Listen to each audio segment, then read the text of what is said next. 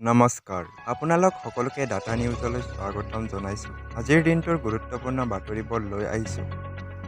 এই মুহূৰ্তত এটা বিগ আপডেট লৈ আহিছোঁ আপোনালোকৰ মাজলৈ।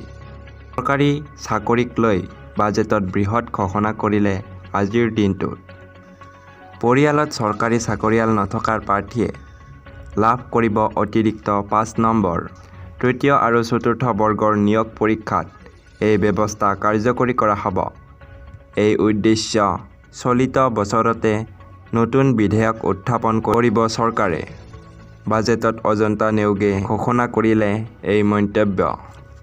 চৰকাৰৰ ১ লাখ চৰকাৰী চাকৰি প্ৰদান কৰাৰ প্ৰতিশ্ৰুতি অনুসৰি ৯৪,৫০৬ গৰাকী নিবনুৱাই এতিয়ালৈকে লাভ কৰিছে চৰকাৰী চাকৰি।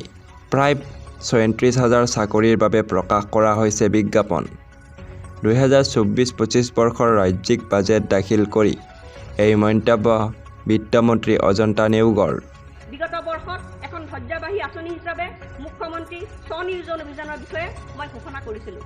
আঁচনিখনে ব্যাপক সঁহাৰি লাভ কৰিছে আৰু প্ৰায় ১,০৪,০০০ গৰাকী যুৱক যুৱতীয়ে বিস্তৃত প্ৰকল্প প্ৰতিবেদনসহ আবেদন কৰিছে আৰু চলিত ফেব্ৰুৱাৰী মাহতে বাছনি প্ৰক্ৰিয়া আৰম্ভ হ'ব।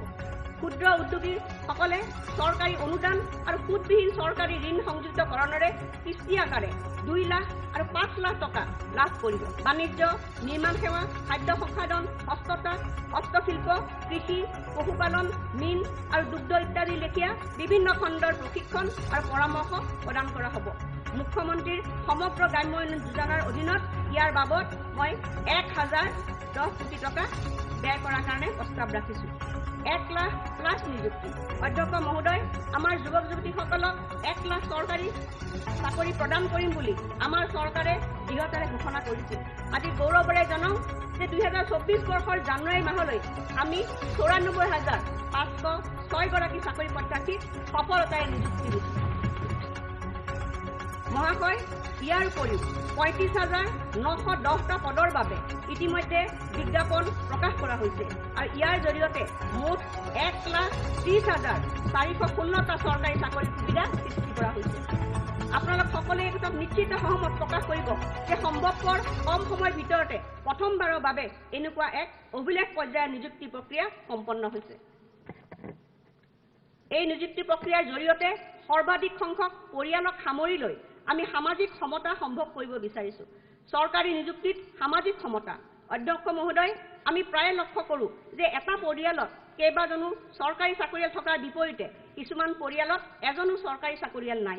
যিমান সম্ভৱ অধিক পৰিয়ালত চৰকাৰী চাকৰিৰ উপস্থিতি নিশ্চিত কৰাৰ জৰিয়তে চৰকাৰী নিযুক্তিত সামাজিক সমতাৰ বাতাবৰণ সৃষ্টি কৰা হ'ব আৰু এনে দৃষ্টিকোণ আগত ৰাখি মই ঘোষণা কৰিবলৈ পাই আনন্দিত হৈছোঁ যে এই নিযুক্তি প্ৰক্ৰিয়া অব্যাহত ৰখাৰ সময়ত আমাৰ চৰকাৰে সামাজিক সমতা প্ৰতিষ্ঠাৰ ওপৰত গুৰুত্ব আৰোপ কৰিব আৰু সেয়েহে আমি যিসমূহ পৰিয়ালত চৰকাৰী বা ৰাজহুৱা খণ্ডত এজনো চাকৰিয়াল নাই তেওঁলোকক সুবিধা দিয়াৰ অৰ্থে সিদ্ধান্ত লৈছোঁ যে তেনে প্ৰাৰ্থীয়ে মুঠ প্ৰাপ্ত নম্বৰৰ সৈতে ৫% অতিৰিক্ত নম্বৰ লাভ কৰিব।